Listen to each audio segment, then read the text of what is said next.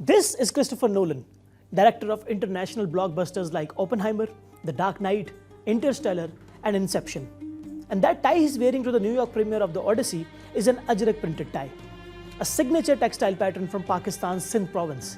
Though the tie was designed by New York-based Indian menswear designer Aahan Tandon, ajrak is a form of block printing indigenous to Pakistan's Sindh. Ajrak is known for its signature deep blue and red geometric patterns. It is one of the oldest textile traditions in the world. Archaeologists trace it back to the Indus Valley civilization over 4,000 years ago in what is now Sindh. The word derives from the Arabic ajrak, meaning blue.